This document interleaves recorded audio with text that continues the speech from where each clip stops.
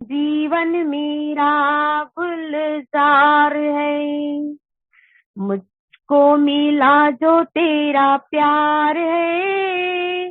जीवन मेरा गुलजार है। मीरा को शाम मिला, जैसे शबरी को राम मिला।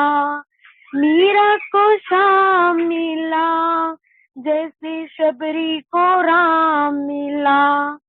जैसे मेरा दिलदार है, जीवन मेरा गुलजार है। जैसे मिला मेरा दिलदार है, जीवन मेरा गुलजार है। मुझको मिला जो तेरा प्यार है, जीवन मेरा गुलजार है। बरसों से मेरी अखियां बरस रही, फिर वो मिलन को ये तो तरस रही। बरसों से मेरी अखियां बरस रही, फिर वो मिलन को ये तो तरस रही। आज हुआ दिलदार है, आज हुआ दीदार है। जीवन मेरा गुलजार है, जीवन मेरा गुलजार है। मुझको मिला जो तेरा प्यार है, जीवन मेरा गुलजार है। मुझको मिला जो तेरा प्यार है, जीवन मेरा गुलजार है। सुख दुख के सारे बंधन कट गए, माया के खेल से हम तो जीत गए। सुख दुख के सारे बंधन कट गए, माया के खेल से हम तो जीत गए। मिथ्या ये सारा संसार है, मिथ्या ये सारा संसार है। जीवन मेरा गुलजार है, मुझको मिला जो तेरा प्यार है, जीवन मेरा गुलजार है।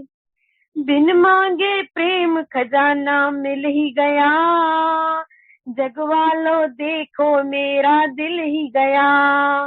बिन मांगे प्रेम खजाना मिल ही गया, जग वालों देखो मेरा दिल ही गया। हर पल सतगुरु का इंतजार है, हर पल सतगुरु का इंतजार है। जीवन मेरा गुलजार है, मुझको मिला जो तेरा प्यार है। जीवन मेरा गुलजार है, मुझको मिला जो तेरा प्यार है। जीवन मेरा गुलजार है, जीवन मेरा गुलजार है। राम राम। जगत को प्रणाम, सबके अंदर आत्मा को प्रणाम। अभी जो सत्संग का सिलसिला चल पड़ा है,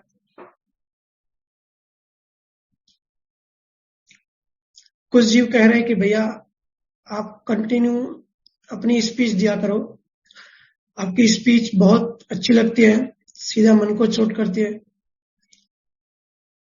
और सवाल ना लें, अलग अलग टॉपिक पे स्पीच दिया करें। और कुछ जीव कह रहे हैं कि भैया काफी सारे सवाल है, आप सवाल लिया करें, ज्यादा 1.5 घंटा कम पड़ता है। तो भाई कुछ क्यों, कोई कुछ कहता है, कोई कुछ कहता है। इसके लिए सहज में जो भी होगा, जैसे भी होगा वैसे लेंगे। अभी रिकॉर्डिंग YouTube पे भी जा रही है, और वहां से काफी जीव ईमेल्स कर रहे हैं, कोई फेसबुक से फिर नंबर निकाल के कॉल्स भी कर रहे हैं, व्हाट्सएप भी कर रहे हैं। तो उनमें से एक ने लिखा है कि गुरुजी आपकी बातें बड़ी लॉजिकल और अच्छी लगती हैं, और उन्होंने पूछा है कि आपका आश्रम कहाँ है, आप बताएं, हम आपसे मिलना चाहते हैं। और आप एवरी वेडनेसडे की जगह डेली सत्संग क्यों नहीं करते? और वो आगे कह रहे हैं कि मैंने आपको गुरु बनाया है और आपका मेरे लिए क्या आदेश है। देखिए, इसमें 2-3 बातें समझ लीजिए कि ये जो रिकॉर्डिंग्स हैं उन सब लोगों तक पहुंचेगी अपने आप जिनसे मेरी लेन देन है, जिससे मेरा हिसाब है। गौसारी जी कहते हैं कि भैया आपका सत्संग ऐसा लगता है कि आप सिर्फ मेरे लिए ही कर रहे हैं, सिर्फ मुझे ही बता रहे हैं, और ऐसा फील होता है कि सिर्फ आपका ही इंतजार था। तो ये कर्मों का बहुत बड़ा विज्ञान है। जिनसे ऋणाणु बंधु है, जिनसे कर्मों का हिसाब है, उन जीवों से कैसे न कैसे कनेक्शन बनेगा और ये सब सहज होगा और सब ऑटोमेटिक होगा। क्योंकि हर चीज अपने अपने एक ड्यू डेट पे होती है, अपनी चीज अपने टाइम पे मिलती है। जरिया कुछ भी हो सकता है। दूसरी बात मैं कह दूं कि मैं जो बार बार कहता हूं कि मैं कोई गुरु नहीं हूं। आप सबको पता है, मैं हमेशा कहता हूं कि एक भाई की तरह माने, एक दोस्त की तरह माने, गुरु नहीं हूं। सिर्फ अभी तक जो स्पिरिचुअलिज्म और लाइफ साइंस पे जो अनुभव किया है, सिर्फ वो अनुभव शेयर करता हूं जिससे कि आपका समाधान हो। तो उसमें मैं कोई आदेश नहीं दे सकता, क्योंकि आदेश तो जो फॉलोअर्स बनाता है, जो फॉलो वाला जो सिस्टम होता है, उनको वो आदेश देता है। मैं आदेश नहीं दे सकता, मैं सिर्फ एडवाइस कर सकता हूं कि भाई ये मैंने अनुभव किया है, ये चीज ऐसे है। और मेरी बात किसी विशेष धर्म, संप्रदाय, कम्युनिटी या विशेष लोगों के लिए नहीं होती। मैं कोशिश करता हूं, सहज कोशिश करता हूं कि पूरी मानवता के लिए हो, क्योंकि मन सबका एक है। कंट्री अलग है, धर्म अलग है, रहने उठने खाने पीने का सिस्टम अलग है, लेकिन मन सबका सेम है पूरी दुनिया में सारे लोगों को। तो इसके लिए मैं मन की बात करता हूं। मन की बात करता हूं मतलब मानवता की बात करता हूं। और एक सहज कोशिश ये रहती है भैया और मेरी की कैसे आप जागृत हो। अगर कुछ आदेश दे दूं कि भाई डू एंड डोंट्स ये करो, तो आप बेहोश होके आदेश फॉलो करोगे, रिसर्च नहीं करोगे। और हमारा जोर जो है वो रिसर्च पे है कि अपना अनुभव करो, खुद रिसर्च करो। जो बातें कह रहे हैं, सुन रहे हैं, ब्लाइंड फॉलो नहीं करो, उस पर रिसर्च करो, चिंतन मनन करो, क्या ये सही है, ऐसा हो सकता है। लेकिन एक बात समझ लेना, जागृति भी तभी आएगी, जागृत तभी रह पाओगे जब आपका खुद का इंटरेस्ट होगा कि रहस्य को जानूं, क्या है संसार का सीक्रेट, संसार के जो मसाले हैं, संसार के मसालों से कैसे मुक्त हो जाऊं, कैसे मन की पीड़ा बाहर निकल जाए। हम सबको पता है, मैं मोक्ष की ज्यादा बातें नहीं करता। वो सब मुझे फिलोसॉफिकल और मतलब आज के मन को वो चीज जल्दी हजम नहीं होने वाली बात है, क्योंकि फिर कोरी बातें रह जाएंगी।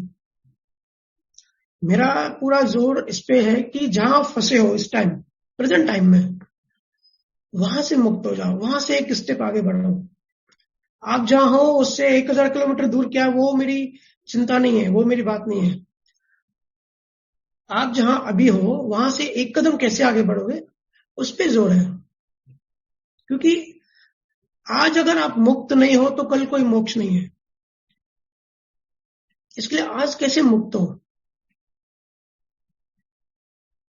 समस्या एक ही है कि मैं असल में कौन हूं, किसी को इसका भान नहीं है। एक ही ये समस्या है। एक बार कैसे भी इसकी प्रतीति हो जाए, अनुभव हो जाए, तो खुद ही सारे सवाल खत्म हो जाएंगे, सारे सवाल मिट जाएंगे। पर ये भी समझ लेना कि सिर्फ कोरी बातें में नहीं उलझना है। किसी तथाकथित अज्ञानी से पूछो, तथाकथित ज्ञानी से पूछो कि भाई मैं कौन हूं, तो सिंपल जवाब दे देगा, आत्मा हूं, है ना। अगर आपने भी ये जवाब दे दिया तो फंस गए,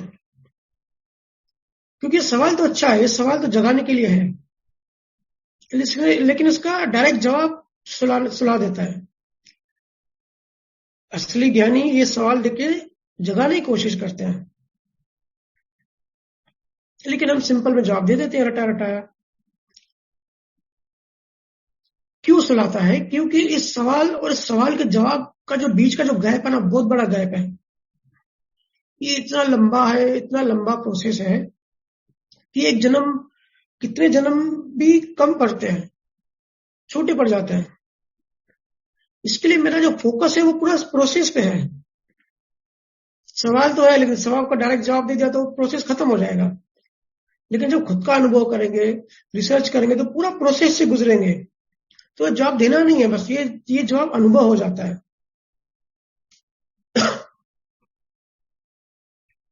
सवाल तो करो, जरूर करो, लेकिन जवाब मत दो। जवाब देके आप दूसरों को बेवकूफ बना सकते हो कि भाई देख कितना ज्ञानी है, कितनी बड़ी बड़ी बातें कर रहा है, लेकिन खुद के साथ बड़ा धोखा है। इसलिए सवाल पे रिसर्च करो, अपना डेवलपमेंट बढ़ाओ, समझ बढ़ाओ, अंडरस्टैंडिंग बढ़ाओ, अपना बोध बढ़ाओ, रट्टा मत मारो। तोते को भी सिखा दोगे ना कि मैं आत्मा हूं, बोल कि मैं आत्मा हूं, तो वो भी दिन भर रटता रहेगा, लेकिन वो रटने से बोध नहीं बढ़ेगा। और इन तथाकथित जो ज्ञानी होते हैं, इनको भी जरा ऑब्जर्व कर लेना, देख लेना। बड़ी बड़ी स्टेज पे, बड़े बड़े मंचों पे बड़े ब्रह्म ज्ञान और आत्मा ज्ञान की बातें कर लेंगे, ऐसा लगेगा इसके ऐसा ज्ञानी तो कोई है ही नहीं, क्या तो बातें बता रहे हैं। लेकिन वही ज्ञानी फिर स्टेज से नीचे उतर के 10-10 रुपए के लिए लड़ाई करते हैं। होता है ना, यूट्यूब पे बड़ी मुझे हंसी आती है। यूट्यूब पे बड़े बड़े सत्संग होते हैं और मोटिवेशनल स्पीकर होते हैं, मोटिवेशनल स्पीच देते हैं कि भाई लालच मत करो, इच्छाएं को छोड़ो, वासनाओं को छोड़ो, कुछ मांगो मत। और उसी वीडियो के अंत में वो मांगते हैं कि भाई प्लीज मेरा चैनल सब्सक्राइब कर लो, मुझे लाइक्स दे दो। तो ये सब देख के बड़ी हंसी आती है कि कैसे, किस तरह से सिस्टम काम करता है। ज्ञानी तो वो होता है जो लाइक डिसलाइक में फंसता ही नहीं है, उलझता ही नहीं है। ज्ञानियों को फॉलोअर्स बढ़ाने की कोई चिंता नहीं होती, वो किसी संसारिक चीजों में नहीं इन्वॉल्व होते, ना उलझते हैं, ना किसी की परवाह करते हैं, मस्त मौला रहते हैं अपने आप में। ज्ञानी लोग किसी चीज को पकड़ते नहीं हैं, पकड़ के नहीं रखते हैं। ऐसे तो गुरुओं का बहुत सारे जो है उनके बहुत सारे गुण हैं, लेकिन जो सबसे अच्छा गुण मुझे लगता है, मैं जो पर्सनल जो मुझे बहुत लाइक करता हूं, कि वो किसी चीज को पकड़ के नहीं रखते, है ना। किसी भी चीज को वो जोर से नहीं पकड़ते। राजा जनक की भी कहानी हम सबने सुनी है इन चीजों में। और ज्ञानी लोग शिष्यों में नहीं उलझते, ना किसी को पकड़ते हैं, ना छोड़ते हैं, सिर्फ न्यूट्रल रहते हैं। कुछ भी होने दो, किसी भी चीज, सिचुएशन आएगी, सिचुएशन जाएगी, सहज रहते हैं। और इतने भ्रम क्यों पैदा हो गए? जो तथाकथित जो ज्ञानी हैं, वो इतनी सारी मेटाफिजिकल चीजें बताते हैं, इतने सारे मेटाफिजिकल सवालों में उलझाते हैं। संसार किसने बनाया, ब्रह्मांड के पार क्या है। अरे भाई ये सब चीजें ठीक है, आगे ना पीछे तो हमको जाननी है। जब केवल ज्ञान होगा तो सब पता पड़ने वाला है हमको। जब हम उस रास्ते पे जब आगे बढ़ते जाएंगे तो ये सब प्रोसेस में आएगा ही। लेकिन अभी इस वक्त प्रेजेंट में कहाँ हो, कैसे समझोगे इन चीजों को? किसी को कुछ समझ में आ रहा है? कोई कुछ समझ रहा है?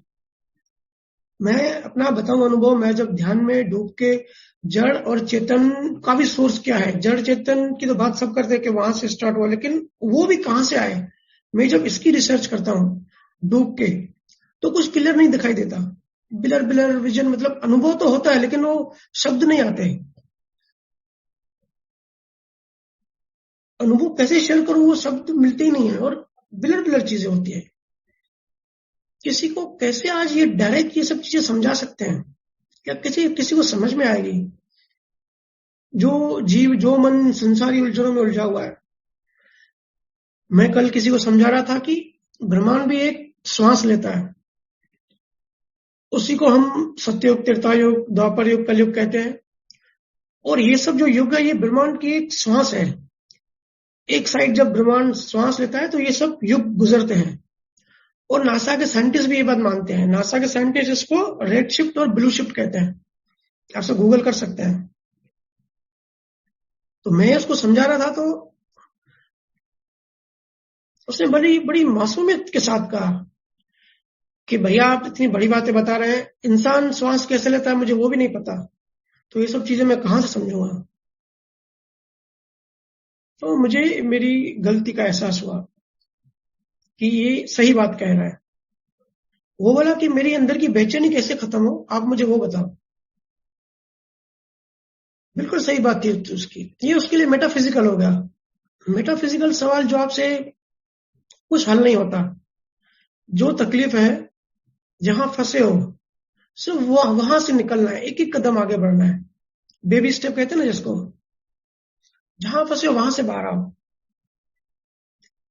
ऐसे सवालों, ऐसे जवाबों पे हजारों साल खराब हो गए। ओशो ने एक बुद्ध की कहानी बताई थी। बुद्ध एक गांव से जा रहे थे अपने शिष्यों के साथ, तो वहां पे एक आदमी को चेस्ट में तीर लग गया था और सब लोग खड़े थे, गांव वाले, और आपस में विचार कर रहे थे। जो लोकल, जो ज्ञानी लोग थे, सवाल जवाब कर रहे थे कि तीर कैसे लगा, कौन से कर्मों की सजा मिली, कौन से कर्मों को जैसे इसको तीर लगा, और ये जो तीर है ये कौन से मेटल से बना था, कितनी दूर से आया होगा, इसकी कीमत क्या होगी, इस डायरेक्शन से आया होगा। तो बुद्ध ने उनको कहा कि भाई ये मेटाफिजिकल चर्चा छोड़ो, पहले ये जो आदमी जख्मी है इस पे ध्यान दो, किसी वैद्य को लेकर आओ, इसका इलाज कराओ, नहीं तो ये मर जाएगा। जल्दी से किसी वैद्य को बुलाओ, छोड़ो इन चर्चाओं को, छोड़ो इन बातों को। बुद्ध की जो थी ना, पूरी साइंस इसी पे थी। बुद्ध ने बड़ी साइंटिफिक चीजें कही है कि कैसे मुक्त हुआ जाए। हालांकि बहुत सारे लोग समझते हैं, जो वो पंथ फॉलो करते हैं, कि बुद्ध ने बताया कि दुखों से कैसे मुक्त हो, लेकिन दुखों का भी जो दुख होता है, सबसे बड़ा दुख, उन्होंने उसकी बात कही। वो बड़ी मजे की बात है कि उस टाइम पंडितों ने बड़ा विरोध किया बुद्ध का कि भाई हम तो उपनिषदों का ज्ञान बताते हो और आप पता नहीं क्या बताते हो। और बुद्ध ने वही बताया जो उपनिषदों में है, लेकिन अपनी सरल भाषा में, अपने अलग ढंग से, बिल्कुल चीजों को सिंपल करके। तो पंडितों को हाफ नॉलेज था, उपनिषदों में सब कुछ है, तो वो एक पार्ट बता रहे थे, लेकिन बुद्ध ने उस टाइम के जो साधारण जो जीव थे उनके अकॉर्डिंग सरल भाषा करके उनको उपनिषद ही बताया। लेकिन पंडितों को समझ में नहीं आया, उन्होंने इंडिया से भगा दिया बुद्ध को। तो ऐसा है। मेरा भी जो जोर है इसी पे है कि मेटाफिजिकल चीजों में मत उलझो, आपके मन को मिटाओ, मन से मुक्त हो जाओ, मन की साइंस को समझो। संसार किसने बनाया, आत्मा क्या है, इसकी चर्चा में ये सब निकल जाएगा टाइम। आत्मा को जानो, आत्मा की सिर्फ बातें मत करो, बिना बातें किए अनुभव कर सकते हैं। और आत्मा को एक वर्ड दे दिया, सब मुक्त हो जाओ, जब आखिर में कुछ नहीं बचेगा वही आत्मा है। आत्मा एज अ टारगेट करके उसके पीछे पड़ोगे तो फिर आपने ऑब्जेक्ट पकड़ लिया, फिर मन ने आपको सूक्ष्म तरीके से फंसा लिया, पता ही नहीं पड़ता कि कहां गोल गोल घूम जाते हैं। अपने अंदर से मन का तीर निकालो, अपना जख्म ठीक करो, अपने बोध को बढ़ाओ, फोकस सिर्फ बोध को बढ़ाने पे लगाओ। पर ये बोध आएगा कैसे? हम जीवन को ही सब कुछ मानते हैं। ये जो शरीर मिला है, इसी के आजू बाजू हमारी पूरी जिंदगी होती है। सही है, ये इफेक्ट जीवन है। कॉजेज हमने बनाए थे पहले, ये इफेक्ट है, इफेक्ट जीवन है पूरा। लेकिन जीवन का ही आभास है हमको, हम शरीर का ही आभास है। जैसे हम सपना देखते हैं, तो जब सपना चल रहा होता है उस टाइम हम डर भी रहे होते हैं, रोते भी हैं, सब कुछ होते हैं उस टाइम, क्योंकि उस टाइम वो बिल्कुल रियल, बिल्कुल सच लगता है। तो वैसे ही ये स्थूल शरीर को हमने इतनी जकड़ता से पकड़ के रखा है, इसके आजू बाजू और इसकी जो चीजें हैं यही सब सही लगती हैं। इस वक्त शरीर का गहरा भान चढ़ा हुआ हम सबके ऊपर, और जब शरीर छोड़ोगे तो सूक्ष्म शरीर देखोगे, फिर उसको ही सब कुछ समझोगे। हम जिसको जीवन समझते हैं वो बिल्कुल छोटा सा पार्ट है जीवन का। जैसे समुद्र में पहाड़ होता है ना, पहाड़ वो थोड़ा बाहर होता है समुद्र के, वो 90% अंदर होता है। तो जितना वो बाहर दिखता है ना, तो हमको बस वही पहाड़ लगता है। तो जीवन भी ऐसे ही है। जीवन हमको लगता है कि बस जो हमारा शरीर है, इसकी जो सराउंडिंग्स है, इसकी जो चीजें हैं, बस यही जीवन है। डीप में पता ही नहीं होता हमको। एक बात बताऊं, तुम समझते हो कि हम सब जिंदा है, ठीक है? हम समझते हैं कि जब हम जिंदा हैं तभी हम जीवित हैं, लेकिन जब तुम मर जाओगे तो भी तुम जीवित हो, तो भी तुम जीवित ही रहोगे। लेकिन कितना भी समझाओ, कितना भी ज्ञान दो, शरीर को ही देखते हैं। अज्ञानी हैं हम सब, अज्ञानी सिर्फ शरीर को ही पकड़ते हैं, और जो ज्ञानी होते हैं वो हर किसी में परमात्मा को ही देखते हैं। जैसे गोल्ड वाला होता है ना, ज्वेलरी वाला, सब गहनों में वो सिर्फ गोल्ड को ही देखता है, सोने को ही देखता है। जो कंगन होते हैं या जो ये गहने होते हैं, सोने में ही होते हैं, सोने से ही होते हैं, उनका अलग अस्तित्व नहीं होता, सिर्फ रूप अलग हो गया उनका। तो उस रूप की वजह से भ्रम खड़े हो गए, अज्ञानता खड़ी हो गई। तो जैसे जैसे हमारी यात्रा आगे बढ़ेगी, बढ़ती जाएगी, ये सारे इल्यूजन, भ्रम, मान्यताएं, अज्ञानताएं टूटती जाएंगी। एक बैलेंस्ड वे से हमारी डेवलपमेंट होती रहेगी। धीरे धीरे सारे सब्जेक्ट्स पे चर्चा होगी और डीप और डिटेल्स में होगी। अभी तो क्या है, अभी सिर्फ एक फाउंडेशन हम लोग बांध रहे हैं, क्योंकि बेस मजबूत होना चाहिए। बिल्डिंग जितनी ऊंची होती है ना, उसका बेस उतना स्ट्रांग होता है। दुबई में बुर्ज खलीफा है, देखते हो ना कितना स्ट्रांग बेस है उसका। फाउंडेशन स्ट्रांग होनी चाहिए।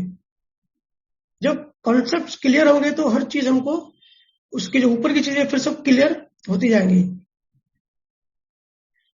जैसे जैसे बात आगे बढ़ती जाएगी, मन पिघलता जाएगा, घिसता जाएगा, अलग वे में, अलग रूपों में, अलग कहानियों के जरिए, अलग संतों के वचनों के जरिए। क्योंकि पत्थर भी जब रस्सी रगड़ती है तो पत्थर भी घिस जाता है ना? तो पूरा जो जोर है वो इस पे है कि प्यास पैदा हो। ज्ञान देने का इंटेंशन नहीं है मेमोराइज कर लो और आगे बताओ, वैसा उद्देश्य नहीं है। सुकरात ने कहा है, I don't teach anyone, I made people to think. Wonder is the mother of wisdom and wisdom is the ladder to aristocrat. इसका मतलब कि मैं लोगों को कुछ सिखाता नहीं हूं, मैं लोगों को सिर्फ सोचने के लिए एनकरेज करता हूं कि आप सोचो, रिसर्च करो, जिज्ञासा बढ़ाओ, उनके अंदर जिज्ञासा पैदा करता हूं। Wonder is the mother of wisdom and wisdom is the ladder to aristocrat. की जो जिज्ञासा है वो सारे विजडम, सारे ज्ञान की वो माँ है, और वही मार्ग है एरिस्टोक्रेट, मतलब उस मार्ग पे, परमात्मा के मार्ग पे वो एक सीढ़ी है, जिज्ञासा। तो भैया और मेरा भी यही उद्देश्य है, कैसे तुम्हारी प्यास पैदा हो। झांकते नहीं हो, सोए सोए रहते हो, जिज्ञासा मिसिंग है आपकी लाइफ में। इसके लिए आदेश नहीं दे सकते, आदेश देंगे तो ब्लाइंड फॉलो करोगे और जिम्मेदारी फिर हमारे ऊपर आ जाएगी कि आपने आदेश दिया, हमने फॉलो किया। नहीं, अनुभव शेयर कर सकते हैं, उस पर आप रिसर्च करो तो क्या आप अलर्ट रहोगे। जिज्ञासा तब पैदा होगी, जिज्ञासा सारे ज्ञान की मदर है और जिज्ञासा से ही डेवलपमेंट होता है। खुद की रिसर्च कोई करता नहीं तो कैसे डेवलपमेंट होगी। सिर्फ सुन सुन के डेवलपमेंट नहीं होती। हम ये जो शेयर कर रहे हैं आदेश के रूप में नहीं, ये हमारा ओपिनियन है, ठीक है, एक एडवाइस है। क्योंकि आदेश दिया कि आप लोग चले गए कंफर्ट जोन में, क्योंकि इतनी उलझने हैं चारों तरफ, इतनी आग लगी हुई है, संसार की तकलीफ इतनी है, तो एकदम से चीज पकड़ के ब्लाइंड फॉलो करके फिर कंफर्ट जोन में चले जाओगे कि भाई कुछ भी करो, ये सब रिसर्च हमको नहीं करना है। जब जिज्ञासा पैदा होगी, चिंता मनन करेंगे, थोड़ा सोच विचार करेंगे, थोड़ा डूबेंगे अपने आप में, अपने आप के साथ बैठेंगे, तभी असली आत्मा की खोज करेंगे, सिर्फ बातें नहीं। इतना डिप्रेशन क्यों फैला हुआ है चारों तरफ, कभी सोचा है? क्योंकि सबका अपने आप से कनेक्शन टूट गया, अपने अंदर से कनेक्शन टूट गया है। विचारों का एक तूफान आ रहा है, इसके कारण अज्ञानता बढ़ रही है। चित्त में अज्ञानता बढ़ने के कारण कर्म चार्ज हो रहे हैं और ऐसे कर्मों से फिर डिप्रेशन वाला डिस्चार्ज आ रहा है। बहुत कुछ हो रहा है यहाँ पे, संसार में बहुत कुछ होता है। हम चीजों को सही और गलत के चश्मे से देखते हैं। कुछ चीजें हमारे मान्यता में सही होते हैं तो हम सही का चश्मा लगाते हैं और वो हम बोलते हैं कि सही है। ऐसे ही कोई चीज हमारी मान्यता में अच्छी नहीं है तो हम वो चश्मा लगाते हैं कि भाई ये चीज गलत है। लेकिन कुदरत कोई चश्मा नहीं पहनती। कुदरत का सिस्टम है भाई, जो है सो है, एनर्जी है। नेगेटिव पॉजिटिव कुदरत को पता ही नहीं है, नेगेटिव पॉजिटिव क्या होता है, पाप पुण्य क्या है, ये हमने बनाया है, हम संसार या हमारे समाज ने बनाया है कि ये पाप है, ये पुण्य है। कुदरत की नजर में कुछ पाप पुण्य नहीं होता। कुदरत में एक ही चीज होती है, वेदना। भाई आपने किसी को पेन दिया तो कुदरत आपको पेन देगी, बस वेदना। वो पेन अच्छा है या बुरा है कुदरत को नहीं पता है, सिर्फ एनर्जी है, एनर्जी से मैटर बनता है। उसमें डिफरेंशिएट, उसमें कैटेगराइजेशन हमने किया है ना। लेकिन ज्ञान का चश्मा पहनना है। जब ज्ञान का चश्मा न्यूट्रल होके दृष्टि में जब ज्ञान अप्लाई करके हर चीज ज्ञान से देखते हैं ना, तब कुछ ब्लर ब्लर नहीं दिखता, एकदम सब चीजें क्लियर दिखाई देती हैं। पर हमारा बिहेवियर और मान्यताएं ऐसी होती है, हम समझते हैं कि हम प्लास्टिक के बने, हम लोहे के बने हैं, हजारों साल जिएंगे। हमारा बिहेवियर ऐसा होता है। इसलिए ज्ञानी कहते हैं इस धरती पे मेहमान बन के रहो तो मोह नहीं पकड़ेगा। अब देखो ना, हम अगर मेहमान बन के जाते हैं तो कितने अलर्ट रहते हैं, सारे घर को, सारी चीजों को ऑब्जर्व करते हैं, दूर से अलर्ट होते हैं और फेस पे एक नकली स्माइल रखते हैं और देखते हैं कि भाई मेकअप अच्छा किया कि नहीं, कपड़े अच्छे पहने कि नहीं, हर चीज में अलर्ट होते हैं। बात भी हम इसे ढंग से करते हैं, अलर्ट होके। लेकिन घर में पति से अलर्ट होकर बात नहीं करते क्योंकि अपना घर है, कंफर्ट जोन है, वहां बेहोश होकर बात करते हैं। ये डिफरेंस है कंफर्ट जोन और नॉन कंफर्ट जोन का। घर में अगर किसी कहीं मेहमान बन के गए, अलर्ट रहते तो घर में अलर्ट क्यों नहीं रह सकते? कंफर्ट जोन है, बेहोशी है। जब हम मेहमान बन के जाते हैं कितना नाटक करते हैं, अपने बॉडी लैंग्वेज को ध्यान देते हैं कि भाई अच्छे से बैठे हैं कि नहीं बैठे हैं। और हमारे बच्चे मस्ती करते हैं, कुछ चीजों को तोड़फोड़ करते हैं तो उनको रोकते हैं, भाई मस्ती मत करो, किसी चीज को हाथ मत लगाओ। ऐसे ही संसार में अगर मेहमान बन के रहेंगे तो हम हर चीज को जो गले लगा के बैठे हैं, मेहमान के घर किसी चीज को टच भी नहीं करते और संसार को ऐसे गले लगा के बैठे हैं, अपना बना के रखा है। ये बहुत गहरी स्टेटमेंट है। थोड़ा अगर गहराई में जाओगे ना कि संत क्यों कहते हैं कि पृथ्वी पे मेहमान बन के रहो, उसका मतलब इतना ही है कि अलर्ट होके रहो। अलर्ट रहने से न्यू कर्म नहीं बनते, न्यू कर्म चार्ज नहीं होंगे। लेकिन इसमें भी फिर सब उलझ गए हैं। कर्मों पे फोकस ना करके सब चार्ज और डिस्चार्ज में उलझ गए हैं। चर्चा चल रही है चार्ज क्या होता है, डिस्चार्ज क्या होता है। इसमें भी 90% डिस्चार्ज पे ही हो रही है। एक बार चार्ज पे थोड़ा चिंतन मनन करो तो भी ठीक है। ये डिस्चार्ज हुआ, इसमें चार्ज हुआ, इसमें उलझ गए, मन ने फिर उलझा लिया। और सब डिस्चार्ज डिस्चार्ज, सब कर्म है, सब कर्म फल है, मानते मानते और बेहोशी बढ़ रही है। चार्ज डिस्चार्ज की बहुत बड़ी साइंस है। लेकिन आप अभी बच्चे हो, हम अभी बच्चे हैं, है ना। हमारा ध्यान ही नहीं है कि क्या हो रहा है। मन किस किस सूक्ष्म तरीकों से हमको बेहोश कर रहा है, क्या क्या घटनाएं घट रही है और हम कैसे उसमें उलझते जा रहे हैं। देखो, कॉज एंड इफेक्ट की बहुत बड़ी अपने आप में साइंस है, ठीक है, यूनिवर्सल लॉ है पूरी मानव जाति के लिए। लेकिन ये साइंस पूरी हमारे अनुभव में उतरनी चाहिए। अब लोग मेरे से पूछते हैं कि भैया आप स्पिरिचुअल ज्ञान तो देते हो, लेकिन जीवन साइंस क्यों सिखाते हो? जब सब कुछ डिस्चार्ज है तो ये सिखाने की क्या जरूरत है? तो भाई, सबसे पहले तो मैं यह बता दूं कि ये मैं सिखाता हूं तो ये मेरा भी डिस्चार्ज है। हम क्यों एक एंगल, एक साइड डिस्चार्ज डिस्चार्ज करके बच जाते हैं और दूसरी साइड फिर वो साइंस यूज ही नहीं करते?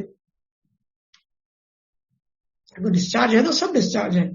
मेरा सिखाना भी, आपका ये सवाल पूछना भी और जवाब देना भी, एवरीथिंग। लेकिन डिस्चार्ज के टाइम थोड़ा समझो कि हो क्या रहा है।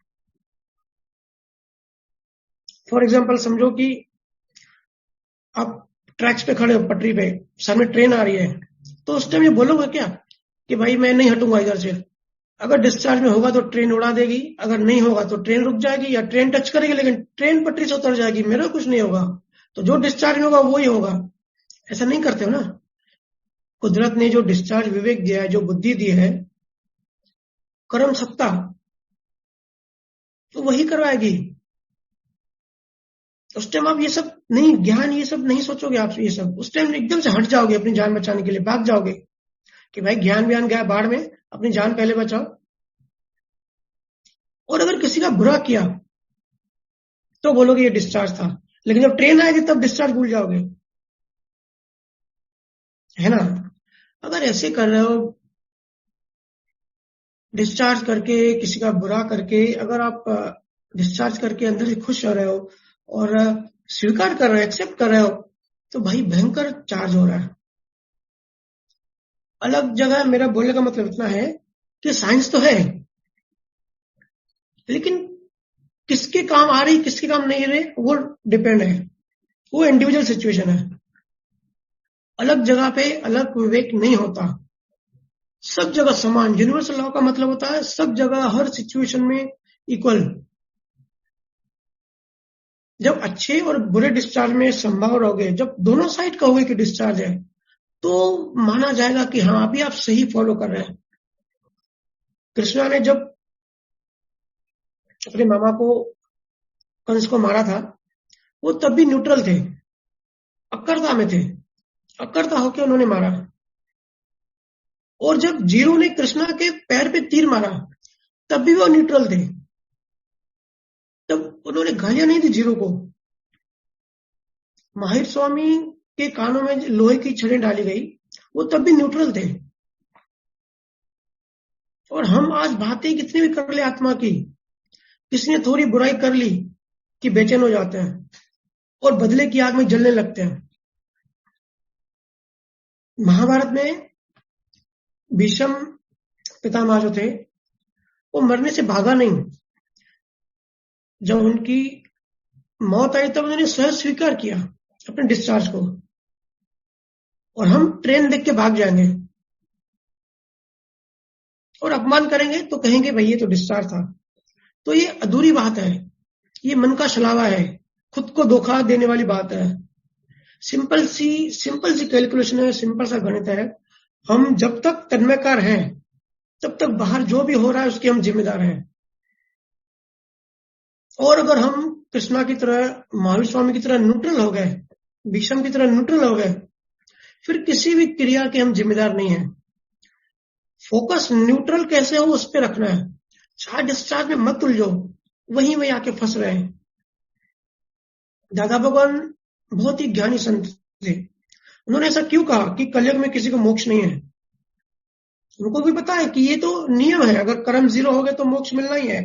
तो ये सेम जो यूनिवर्सल लॉ है ये हर युग में ये लागू है।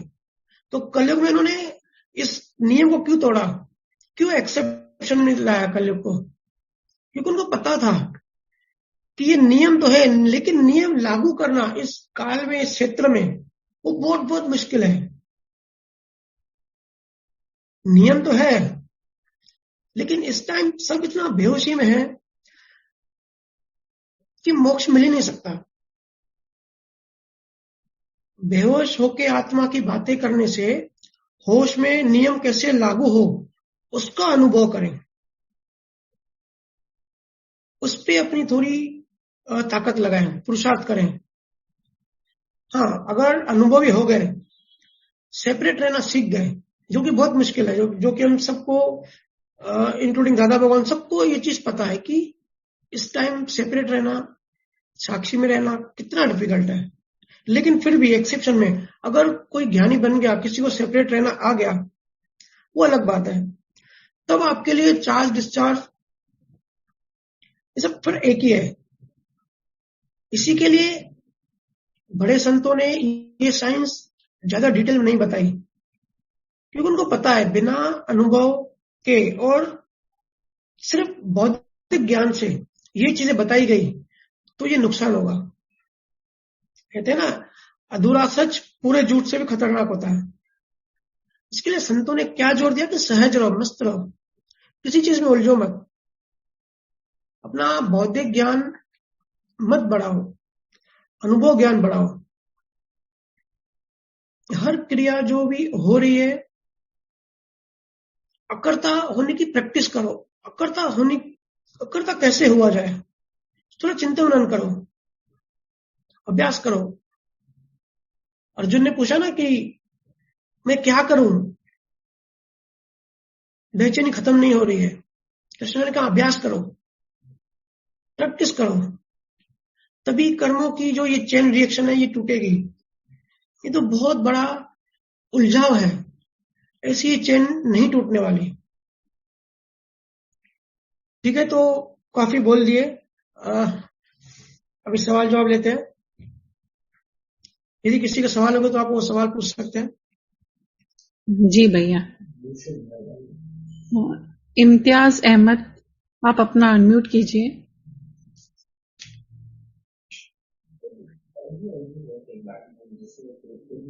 हेलो, आवाज आ रही है? Am I audible? हाँ, या इम्तियाज, हाँ। अनिल जी नमस्कार।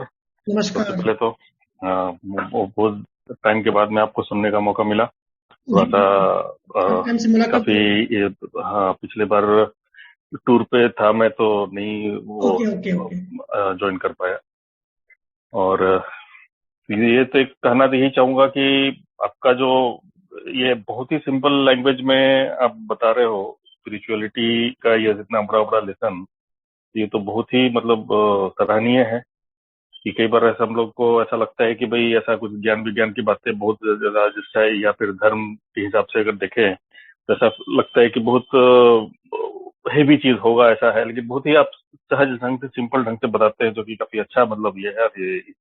और ये तो मतलब सभी धर्म के हिसाब से अगर देखा जाए तो सभी इसमें ये है, एप्लीकेबल है। जी। और जहां तक मुझे भी लगता है कि भाई सिमिलर मैसेज जो है, ये इवन इस्लाम में हमारे इसमें भी सिमिलर टाइप के मैसेज हैं, इक्वलिटी पे, कि लोगों के साथ में मतलब सब एक समान भाईचारा, ये सब तरीके का सब है। तो सिमिलर, और आई एम श्योर कि भाई जितने भी अदर भी धर्म होंगे, सब है, सभी में मतलब इस तरह के तो अच्छे मतलब मैसेज होंगे ही होंगे सभी इसमें। लेकिन मतलब इसको एक्चुअली भाई आप बहुत अच्छे सरल ढंग से आप बता रहे हैं, तो ये काफी अच्छा मतलब ये है कि आप लोगों को अच्छा समझ में आए, तो हमें मतलब इसको ज्यादा इम्प्लीमेंट कर सकते हैं और अच्छी तरीके से हमें करना चाहिए। आजकल जो बड़ा दुख होता है, कई बार देखते हैं कि वो धर्म के नाम पे सब तांडव करते रहते हैं, कुछ ना कुछ। तो आई एम श्योर कि भाई इवन वो लोग अपने धर्म को ही बहुत अच्छी तरीके से नहीं समझ पाते होंगे। अगर अपने धर्म को ही अच्छी तरीके से सब लोग समझें, अच्छा मैसेज ये करे, तो इस तरह का कोई हो ही नहीं ऐसा, मतलब जो सब भाईचारा में रहे तो कितना अच्छा एक समाज बने अपना। तो ये सब है, तो आई होप कि सब अच्छा चलता रहे। जी जी जी जी। और एक मैंने सही कहा बोल के जी। हाँ बोलिए, कुछ बोल रहे थे। मैं बोला आपने सही कहा कि सारे जितने भी ज्ञानी है ना, बात तो एक ही कहते हैं। हाँ बिल्कुल बिल्कुल। अंडरस्टैंडिंग में डिफरेंस आते जाता है। यूनिवर्सल लॉ आज हम लोग मतलब इतने इसमें है अभी अच्छे, मतलब इसमें जो है कई सारे हमारे फ्रेंड्स हैं, सब इंटेलेक्चुअल बातें, कहीं पर भी ऐसा कोई मतलब ऐसा लगता ही नहीं कि भी हाँ ये धर्म बड़ा, ये धर्म छोटा, ऐसा वैसा कुछ नहीं। मतलब अगर देखा जाए तो सब में एक ही तरह की मैसेज जो है सब में ये है, जस्ट मतलब अच्छी मैसेज है, जस्ट अपने को इसको प्रैक्टिस में लाना है। बिल्कुल बिल्कुल। आप हाँ उस तरह का है। एक मैंने एक कोट ये किया था, बड़ा अब मेरे पास में है भी, मैं कई बार स्टेटस में डालता रहता हूँ, बड़ा अच्छा कोट था ये, मतलब ये गुरु नानक देव जी का है, मैं सुनाना चाहूंगा जरा। तो बिफोर बिकमिंग ए सिख, ए मुस्लिम, ए हिंदू और ए Christian, let's become a human first. ये गुरु नानक देव जी का वो ये है, एक कोट है। तो मुझे बहुत पसंद आया ये चीज, मैं अपने कई बार अपने सेव करके रखा हूँ, अपने स्टेटस वगैरह में डालता रहता हूँ। और इसमें मतलब जहां तक इसमें भी, अगर इसमें भी देखते हैं, इस्लाम में भी इस तरह की चीजें हैं, मतलब इक्वलिटी, ह्यूमैनिटी, मतलब उस पे को बहुत ज्यादा दिया जा रहा है। और मतलब ये जो मैसेज है, this is for all Mankind, मतलब ऐसा कहीं पर नहीं है कि ये सिर्फ जो मैसेज है कुरान में जो लिखा है, ऐसा नहीं है कि सिर्फ मुसलमानों के लिए है, चाहे इसके लिए नहीं है, वैसा ऐसा कहीं पर भी नहीं है। This is for all Mankind. मतलब मैंने कई बार उसका मतलब वो सब जो मीनिंग के साथ में पढ़ा है, मतलब इसमें बहुत अच्छी बातें, मतलब सिमिलर है। तो ये तो मतलब बहुत अच्छा है, और आप एकदम इतने सिंपल ढंग से करते हैं। मैं भी चाहूंगा कि भाई मैं और लोगों को जोड़ूं इसमें, और मेरे फ्रेंड सर्किल में, और इसमें जो है तो मतलब और लोग जुड़ते हैं तो भाई एक मतलब डेफिनेटली वो जो आपने वर्ड बोला कि डिस्चार्ज, तो वो भी बहुत अच्छा है। मतलब आपस में अगर ये भले 1 घंटे 1.5 घंटे के लिए ही हम लोग अगर एक प्लेटफॉर्म पे आते हैं, ये करते हैं, तो ये एक रिजुनरेट हो जाता है पूरे लगभग हफ्ता भर का अपना सब वो हो जाता है, मतलब अपना एनर्जाइज हो जाता है। और ये बहुत ही अच्छा मतलब ये है, मैं कोशिश तो करूंगा कि भाई हर सेशन आपको अटेंड करूं। जी जी जी। तो काफी अच्छा है, धन्यवाद बहुत बहुत आपका। और एक छोटा सा रिक्वेस्ट ऐसा करना चाहूंगा कि जैसे, और अगर आप वीडियो भी एक रखे तो थोड़ा सा उसमें मतलब ज्यादा लाइव लगे, ज्यादा लगे कि हाँ भाई अनिल भाई को हम लोग देख भी पा रहे हैं, ऐसा कुछ लगे तो आप ऐसा कोशिश कीजिए क्या अपना जब लाइव सेशन है, कैसा है तो लोग कहते हैं कि आप वीडियो सत्संग चालू कर दो, लेकिन क्या है ना, मैं एक चीज फॉलो करता हूँ कि जो भी सहजता से होता है ना, संजोग जब मिलते हैं ना खुद ही, तो चीज सहजता से होती है, अपने करने से कुछ नहीं होती। वो सत्संग तो काफी टाइम से हमारा हो रहा है, लेकिन यूट्यूब पे डालने तो ऐसी वीडियो पे मुझे काफी सारे अजीब कहते हैं कि भाई आपको कैमरा बेचते हैं फिर आप वीडियो चालू करो, लेकिन मैं अपनी तरफ से कुछ कोशिश नहीं करता। अगर होगा कभी तो समझ में सिंपल में होगा, जब होगा तब होगा, मतलब मैं फोकस नहीं करता। हाँ सही बात है, सही बात है। और ये भी आपका कहना सही है कि उसमें मतलब अगर सपोज हम ये सब चीजें अगर हम आंख बंद करके एक बार सुने तो हो सकता है और ज्यादा रियलाइज कर सकें इन चीजों को, और मतलब इसको इम्प्लीमेंट कर ज्यादा अच्छे तरीके से कर सकें। एनीवे जस्ट मतलब मेरे माइंड में आया, मैंने सजेस्ट कर दिया। अब आप जैसा बेहतर, जल्दी मिलते हैं, काफी टाइम होगा मिले नहीं है। हाँ हाँ जरूर जरूर जरूर जरूर। और आपने ये बात सही बोले कि बात तो सब ज्ञानी एक ही कहते हैं, सार एक ही होता है। और मानवता जो है, सब आत्मा की बात करते हैं, ठीक है, लेकिन मानवता पहले मानवता आएगी, फिर उसके बाद आत्मा आएगी ना। आज हम मानव ही नहीं है, सही बात, मानवता नहीं बच्ची, तो फिर वो आगे का स्टेप की कैसे जाएंगे? तभी धर्मों की यही समस्या है, समझ नहीं पाते कि क्या चालू है। सही बात है। ये भी मतलब अभी एकदम बिल्कुल क्लियर मैसेज हमारे इसमें भी हम लोग को मतलब कहते हैं कि भाई ये जो दुनिया है ये जस्ट एक सराय जैसा है, यहाँ पे अपने आप को करना है, और जो बाद का आफ्टर लाइफ जो वो है दैट इज फॉर एवर, तो दैट इज देयर। तो अभी ये जो है, लेकिन वही हम लोग ये दुनिया में ही सब लगे पड़े रहते हैं कि इसी में ये करना है, एक दूसरे को ऊंचा नीचा ये वो सब करना, मतलब इसी में लगे, मतलब निकल जाते हैं कभी ये। तो अगर हम मन के नियम सबके लिए, सारे धर्मों के लिए एक है जी, बिल्कुल, वो मुस्लिम हो कोई भी हो। तो उसके लिए मैं मन की ज्यादा बात करता हूँ कि राग द्वेष कैसे मन से छूटे, मन से बाहर कैसे आओ। उसमें सब धर्म की बात आ जाती है।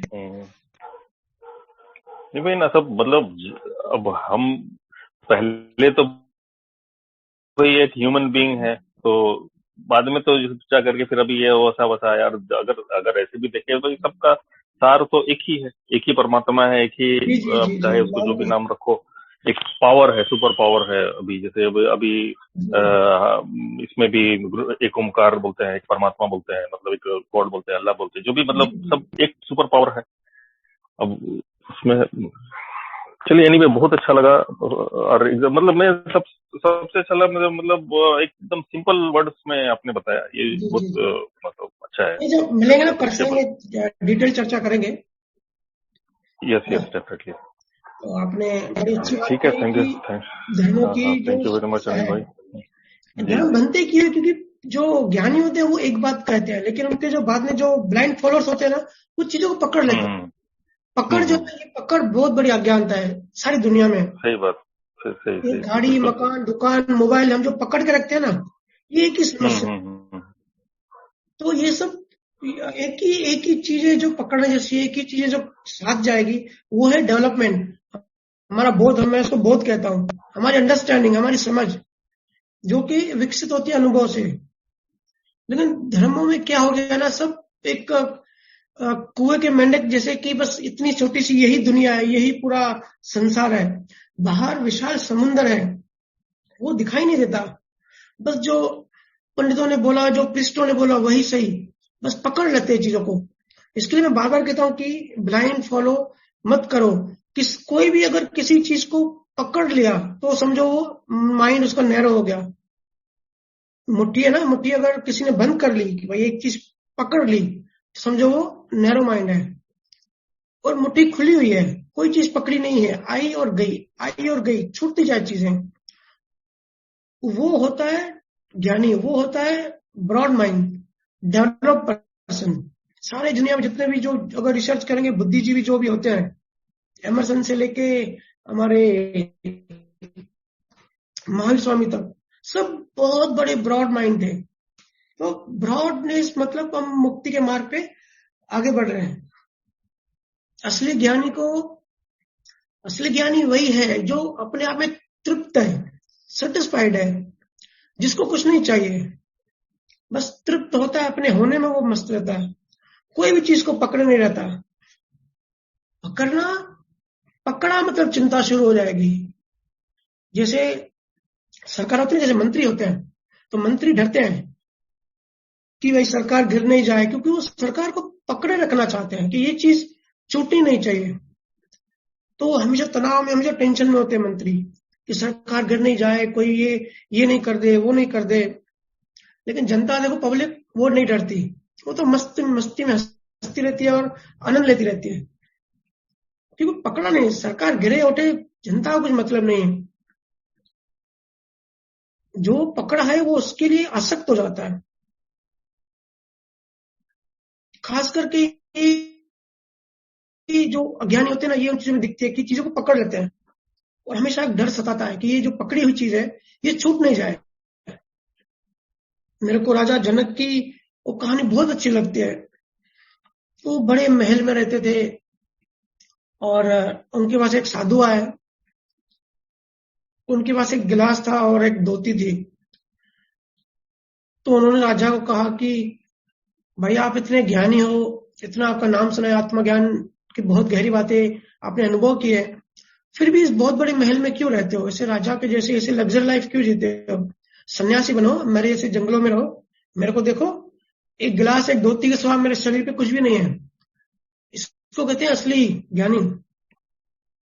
तो ये सब महलों में क्यों रहते हो? तो राजा जनक ने कहा इसका जवाब मैं कल दूंगा। उसी दिन इवनिंग में महल को आग लग गई।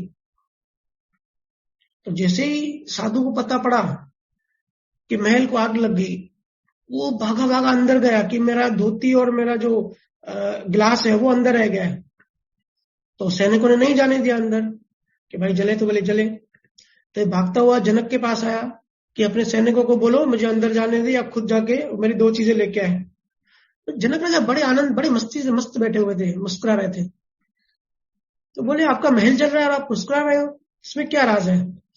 बोला ये आपके सुबह वाले सवाल का जवाब है कि भोग तो रहा हूं, ठीक है, वो तो डिस्चार्ज है, वो तो प्रारब्ध है, भोग तो भोगना तो है, लेकिन आसक्ति नहीं है। आज महल है ठीक है, कल नहीं है तो भी ठीक है, कुछ भागम दौड़ी नहीं करनी। लेकिन आपको देखो, एक गिलास है, एक धोती है, उसमें आसक्ति हो गई, उसको पकड़ लिया, उसको नहीं छोड़ना है। तो क्या भोग रहे हो क्या नहीं भोग रहे हो वो इम्पोर्टेंट नहीं है, क्या पकड़ा है। भले छोटी चीज भी पकड़ी है तो भी आसक्ति है, मोह है। ऐसे ही मेरे पास बहुत सारे पंथों के लोग आते हैं, एक ही बात मैं कहता हूं कि मरने के बाद मोक्ष होगा और आपको ये मिलेगा, आपको वो मिलेगा। अलग धर्मों में अलग चीजें हैं। मैं सबको कहता हूं जो भी बात की बात करे, मरने के बाद की बात करे, वो एक बात पक्की है कि बेवकूफ बना रहा है। सच्चा गुरु अभी की बात करेगा, अभी प्रेजेंट टाइम्स की। अभी आपको मुक्ति चाहिए तो बताओ, अगर आज मुक्त नहीं हो तो कल मोक्ष हो ही नहीं सकता ना। आज जब बीज नहीं पड़ेगा तो कल वो कैसे आएगा? इसके लिए जहां ज्यादा ध्यान मेरा मन की साइंस पे रहता है, मुक्ति की चीजों पे रहता है। और मैं काफी सारी चीजें इसमें भी, दुनिया भर में क्या होता है उसको भी रिसर्च करता रहता हूँ कि मन कैसे काम करता है। तो रिजल्ट ये था कि मन सेम है। हम तो एक छोटे से शहरों में, गांव में रहते हैं, बाहर क्या हो रहा है हमको पता नहीं पड़ता, लेकिन थोड़ा चिंता मनन करेंगे ना तो हमको अंडरस्टैंडिंग में बात आएगी कि मन कैसे काम करता है। और सबसे पहला स्टेप इससे बाहर आना है, पकड़ को छोड़ना है। फिर हम सारे रिचुअल, सारे क्रियाकंड, सारे धार्मिक जो कट्टरपंथी चीजें होती है, इससे आसानी से बाहर आ सकते हैं। कुछ भी पकड़ लेंगे, कोई भी चीज की पकड़ बेहोश करती है और बैलेंसिंग अलर्ट करती है। बैलेंस रखनी हर चीज की। बैलेंस मतलब न्यूट्रल। बैलेंस का मतलब ऐसा नहीं कि वो भी, वो बैलेंस का, मैं जो बैलेंस बोलता हूँ उसका मतलब होता है न्यूट्रल रहना। मतलब मन किसको कहते हैं, अति नहीं करना। वो पुराने जमाने में जो घड़ी होती थी ना, पेंडुलम की तरह इधर उधर जाती थी। तो मन कैसे काम करता है, कोई भी चीज अति हो जाती है, एक्सट्रीम हो जाती है। कोई भी चीज को जब पकड़ लेते हैं उसको कहते हैं एक्सट्रीमिज्म, अति। हर चीज की अति, हर चीज की अति पकड़ है, मतलब मुट्ठी बंद हो गई। और पेंडुलम को बीच में रोक देना, बैलेंस, मतलब मुट्ठी खुल गई। मेरे पास एक जिम का टीचर आया था। काफी सारे लोग आते हैं क्योंकि मैं काउंसलिंग करता हूं, तो मिलने आते हैं ऑफिस में। तो बोले कि सर एक चीज बताओ कि लड़के लोग जिम ज्वाइन करते हैं, अभी तो 2 साल तक तो कोरोना में बंद था, अभी अभी खुला है। तो लड़के जिम ज्वाइन करते हैं, फिर कुछ दिनों में छोड़ देते हैं। इसका क्या मैं सोल्यूशन करूं, और क्यों छोड़ देते हैं? और हर चीज हमारे अंदर, सब फैसिलिटीज है, सब परफेक्ट है। तो मैंने इसको समझाया कि भाई तू कहीं ना कहीं बैलेंस बिगाड़ रहा है। एक्सट्रीम जिम मत करवाओ। एक्सट्रीम जिम करवाएगा तो उनका इंटरेस्ट खत्म हो जाएगा 1 हफ्ते या 15 दिन में, फिर वो छोड़ देंगे। बैलेंसिंग के साथ, एंजॉयमेंट के साथ, मस्त होके, सहजता से, सरलता से। बोलता हाँ ये बात तो सही है। वो बोला कि मैं ऐसे सोच रहा हूँ कि ज्यादा उनसे कसरत करवाऊंगा तो जल्दी वो ग्रो होंगे, तो वो अट्रैक्ट होंगे कि भाई इधर जल्दी ग्रो हो रहा है, लेकिन उसका उल्टा प्रभाव पड़ रहा है। तो जब बैलेंस बिगड़ता है ना किसी भी चीज में, तो ऐसे होता है। किसी भी चीज की अति, अगर आज हम एक अति में हैं तो कल दूसरी अति में होंगे। तो पकड़ना नहीं है किसी भी चीज को।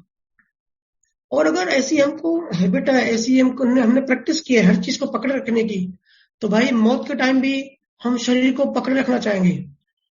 कुदरत हमको अलग करेगी, शरीर से बाहर निकालेगी, और हम लड़ाई करेंगे, पकड़ने की कोशिश करेंगे कि भाई नहीं मरना, नहीं मरना है। इसके लिए अज्ञानी बहुत तड़प तड़प के मरता है, ज्ञानी सहजता से मुस्कुरा के शरीर छोड़ते हैं, पकड़ नहीं है। और एक बात बता दूं, जो भी पकड़ रखता है चीजों को, और मौत के टाइम भी डेफिनेटली जिंदगी भर जो करेगा उसकी वैसी हैबिट होगी, वैसा ही उसका दर्शन होगा, तो वही करेगा।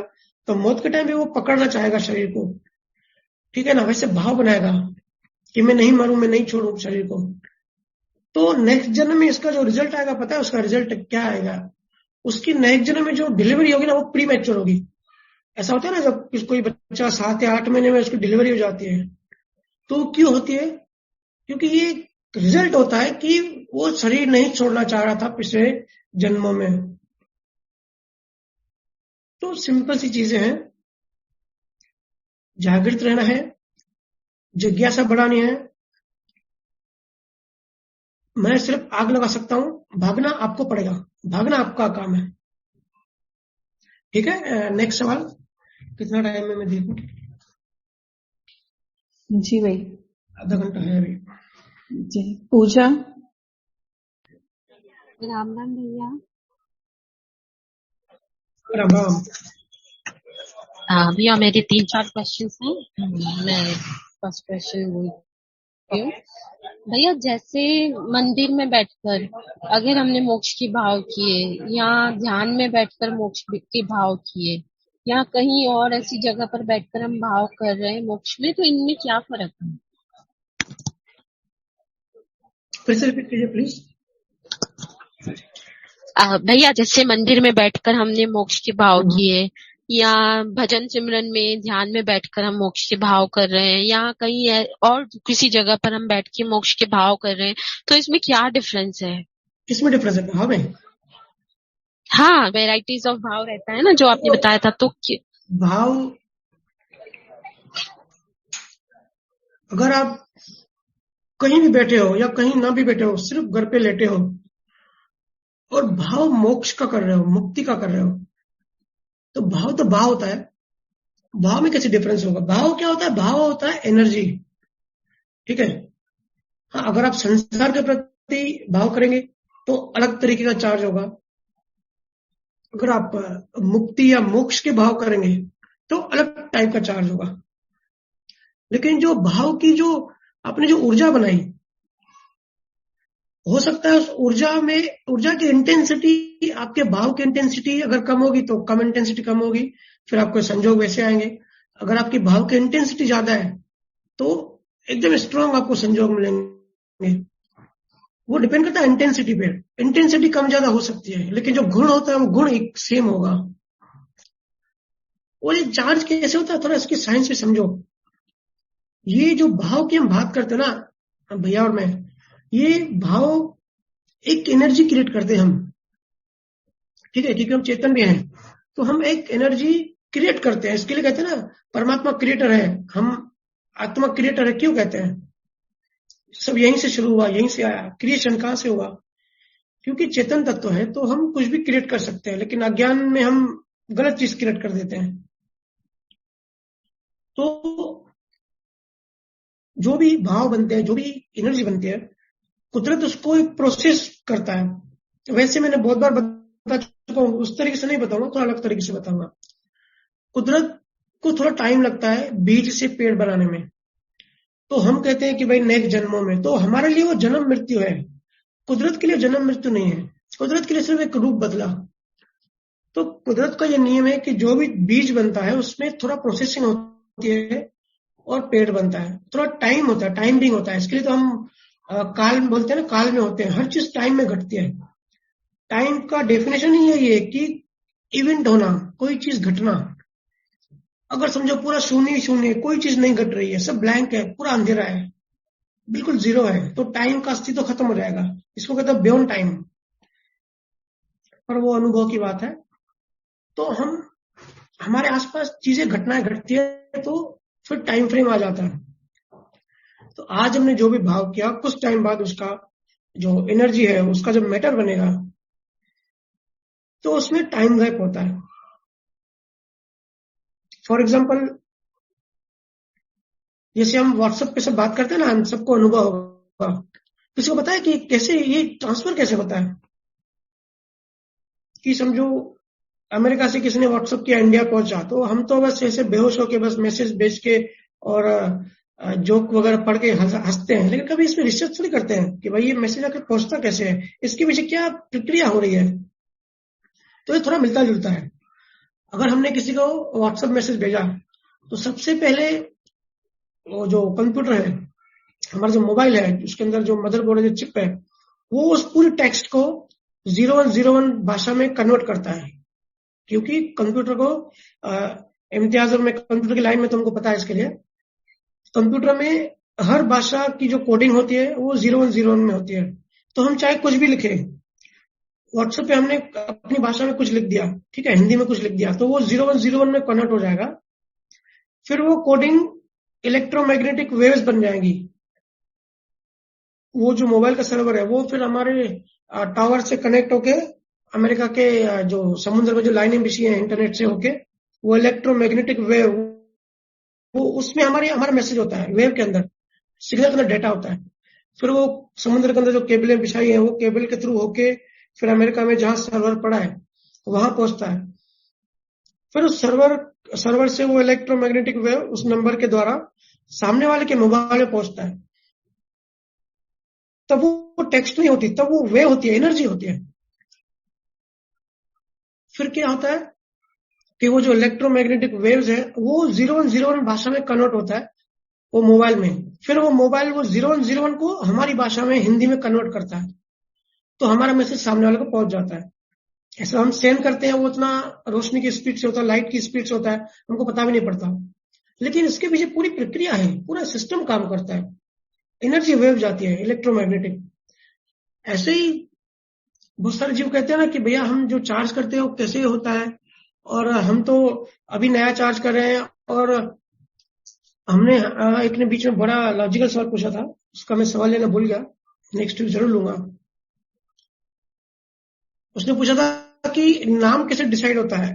भाव तो हमने कर दिए पिछले जन्मों में, तो इस जन्म में जो नाम जो है, बॉडी को जो नाम पड़े, तो वो कैसे डिसाइड हुआ? क्योंकि नाम तो हमको उस टाइम पता नहीं था जब हम चार्ज कर रहे थे। तो ये एनर्जी हम सिर्फ ये जो बातें करते हैं ना, ये बातें सिर्फ कर्म नहीं बनता, इन बातों के पीछे थोड़ा सूक्ष्म में जाते हैं, तो सूक्ष्म में फिर भाव होता है, भाव के भी सूक्ष्मतम में से जाते जाएंगे, नीचे जाते जाएंगे ना। तो ये जो हमारा जो थॉट है, ये जो भाव है, जो सोच है, जो हमारी भाषा है, ये धीरे धीरे कन्वर्ट होती जाती है। जैसे वो 0101 में इलेक्ट्रोमैग्नेटिक वेव में कन्वर्ट हुआ ना, वैसे हमारी ये जो भाषा में किसी को कुछ बोलते हैं, वो अंदर एनर्जी बनी, चार्ज हुआ, फिर उसके अंदर भी सूक्ष्म एनर्जी बनी, उसके अंदर भी सूक्ष्म एनर्जी बनी, सूक्ष्मतम एकदम लास्ट में सूक्ष्म जाके एनर्जी बनती है, वेव बनती है।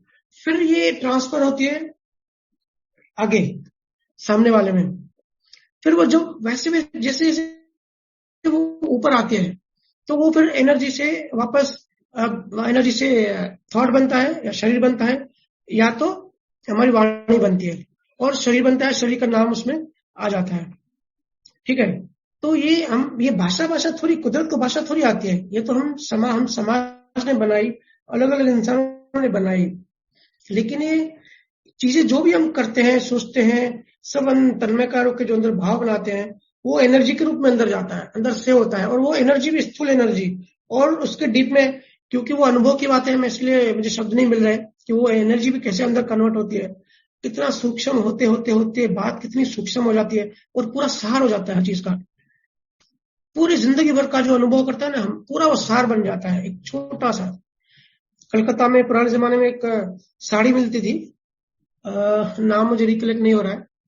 कहते थे कि वो साड़ी जब बड़ी करो तो उतनी बड़ी हो सकती थी, और अगर उसको छोटी करो तो कपड़ा ऐसे होता था जो कि सिर्फ वेस्ट बंगाल में ही सिर्फ मिलता था, वहीं पैदा होता था, कि जो हमारी जो रिंग होती है ना उंगली की, वो साड़ी को उस रिंग में से निकाल सकते हैं, इतनी छोटी हो जाती थी।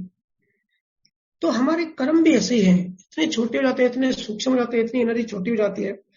वो एनर्जी होती है, वो फिर हमारा नाम नहीं होता, वो कोई शब्द नहीं होता, और वो कोई राग द्वेष ऐसे कैटेगराइज भी नहीं होता जिसे हम करते हैं, क्योंकि कुदरत, मैंने बताया ना, कुदरत कैटेगराइज नहीं करती। तो वो एनर्जी फिर जब आगे जब पेट बनती है, फिर वैसी उसी प्रोसेस से ऊपर आती है, जितना ऊपर आती है स्थूल बनती जाती है, स्थूल बनती जाती है, और फिर उसी से फिर शब्द, नाम और ये वाणी सब बन जाते हैं। तो भाव की बात है, आपका जो सवाल था, भाव किसके सामने कर रहे हो? भाव आपका जो संजोग है, वो जो आप जिसको आधार बना के आप भाव कर रहे हो, वो इम्पोर्टेंट नहीं है, भाव आपका इम्पोर्टेंट है। आप कौन सी एनर्जी बना रहे हैं, एनर्जी में थोड़ी फर्क है, एनर्जी के गुण में फर्क नहीं है, एनर्जी के इंटेंसिटी में फर्क है, बीज में फर्क है, बीज के गुण नहीं बदल जाता। अब आप ऐसा थोड़ी होता है कि अगर आप किसी से नफरत करते हो तो अलग नफरत करते हो, मतलब अगर किसी को प्यार करते हो तो अलग प्यार करते हो, या नफरत करते हो तो अलग नफरत करते हो। किसी को आप किसी जगह जलते हो तो अलग टाइप की जलते हो, उससे अलग टाइप की जलते हो, ऐसा तो नहीं होता है ना। जलने की एनर्जी एक ही होती है। किसी का अगर आप बुरा कर रहे हो तो बुरे की एनर्जी एक ही होती है, इंटेंसिटी अलग अलग हो सकती है, लेकिन वो भाव तो एक ही होता है ना, क्वालिटी एक ही होती है, गुण एक ही होता है। वैसे ही अगर आप मोक्ष का भाव कर रहे हो किसी भी तरीके से, भजन सुमिरन कर रहे हैं या किसी मूर्ति के सामने बैठ के मूर्ति पे फोकस ना करके अपनी मुक्ति का भाव कर रहे हो, प्रार्थना कर रहे हो, प्रे कर रहे हो, इंटेंसिटी काफी हाई है, तो वो भाव होता है। लेकिन जो संजोग बनेंगे, ये बात याद रखना, बड़े ध्यान से सुनना, जो संजोग बनते हैं बाहर, वो बहुत सारी चीजों के फैक्टर्स होते हैं, क्योंकि एक भाव दूसरे भाव पर डिपेंड होता है। कुदरत को तो पूरी लाइफ डिजाइन करनी है ना, एक बीज तो उसको डिजाइन नहीं करना है, पूरे बीजों का बीज बना के, सार बना के उसको एक शरीर पैदा करना है। तो वो जो भाव है, वो जो आपको जो संजोग मिलेंगे, उस पर वो डिपेंड करेगा कि आपका ज्ञान अज्ञान कितना है, आपका ऋणानुबंध किससे है, कौन से गुरु से है, आपकी अंडरस्टैंडिंग लेवल क्या है, आपके संचित कर्म में पहले पास्ट में कौन से कर्म पड़े हुए हैं, और उसके हिसाब से आपको क्या किस लेवल का संजोग मिलना चाहिए। क्योंकि लास्ट में हमने बहुत बार चर्चा कर चुके हैं कि लेवल्स होती है हर चीज की, स्टैंडर्ड होते हैं। तो बाहर का जो संजोग मिलेगा आपको, उस पे मिलेगा। इसी के लिए हम कहते हैं ना कि भाई जो मूर्ति पूजा वगैरह या दूसरी जो बाहर के जो संजोग होते हैं, वो मोक्ष से काफी दूर होते हैं। मतलब वो पहले स्टैंडर्ड के क्यों कहते हैं? क्योंकि संजोग वैसा मिला। संजोग वैसा क्यों मिला? क्योंकि उनका भाव पे इंटेंसिटी उतनी नहीं थी।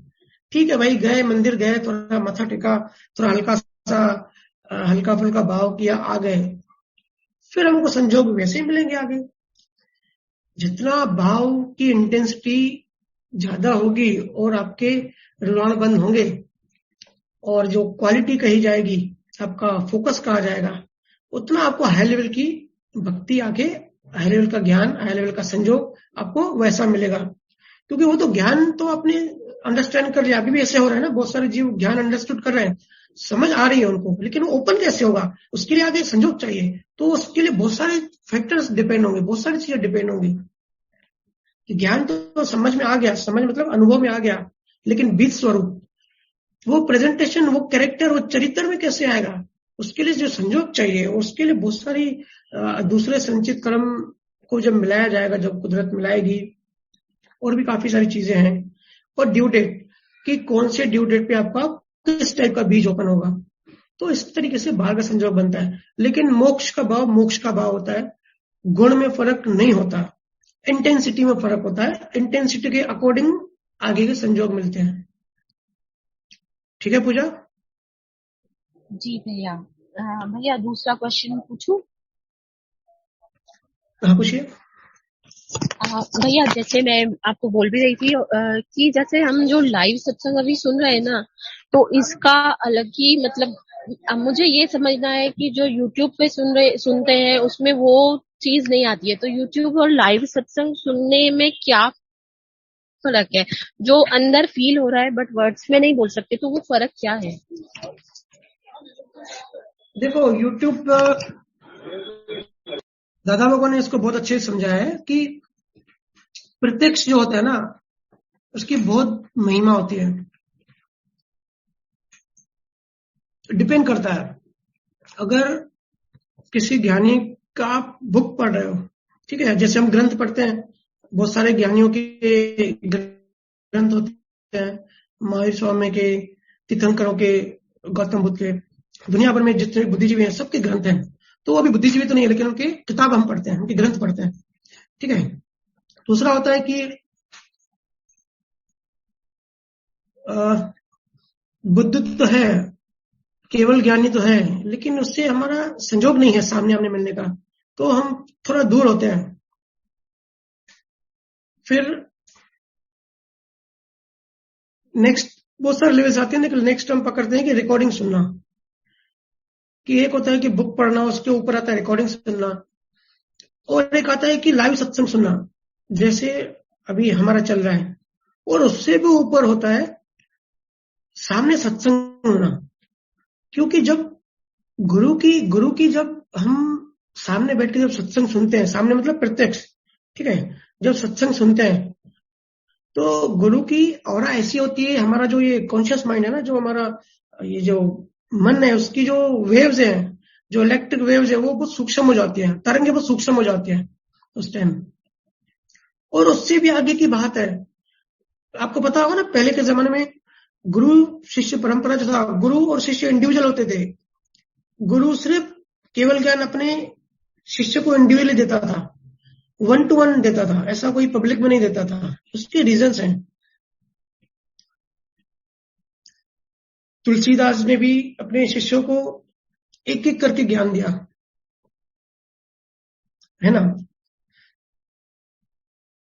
दादा बाबा जयमल सिंह जी जो है, और सावन सिंह जी महाराज जो उनके शिष्य थे, वो उनको, क्योंकि उस टाइम फिर सामने नहीं होता था, फिर उस टाइम लेटर चलते थे, लेटर पोस्ट होते थे, तो वो लेटर्स पे उनको अपनी अनुभूति बताते थे, और वो उनको धीरे धीरे आगे बढ़ाते थे, ज्ञान खोलते जा रहे थे लेटर के थ्रू। लेकिन वो भी सामने ही बोला जाएगा, 1-to-1।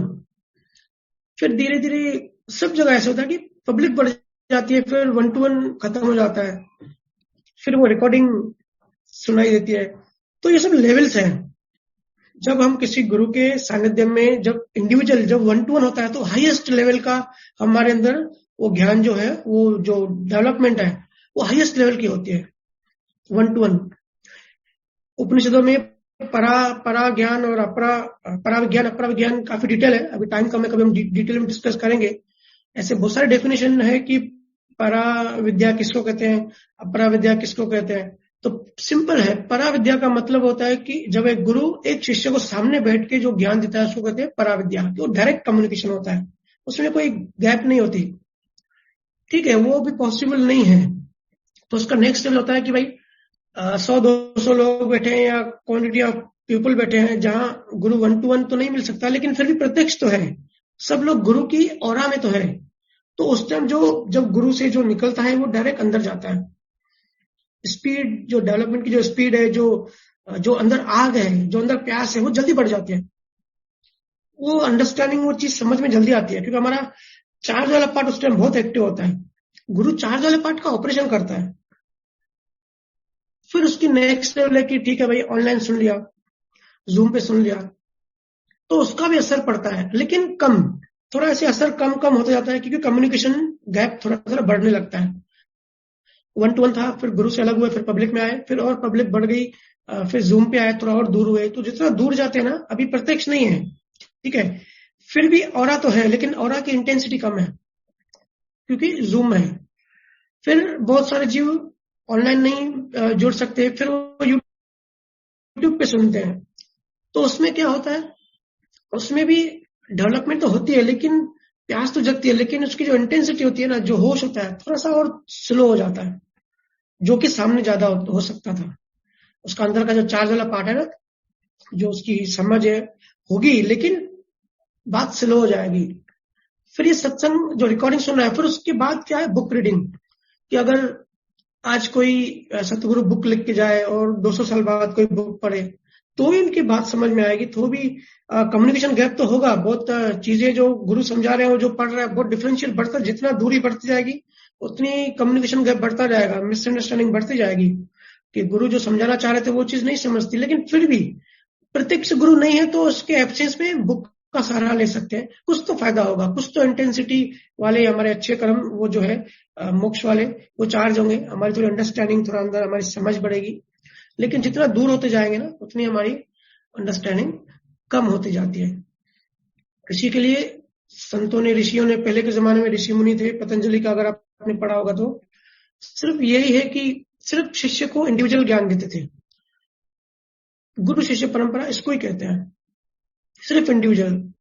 और बहुत जगह पे तो सिर्फ एक को ही बताते थे। कृष्णा ने देखो सिर्फ अर्जुन को ही ज्ञान दिया और किसी को थोड़ी दिया, भीम को क्यों नहीं दिया, एक को ही देते थे और सामने देते थे प्रत्यक्ष।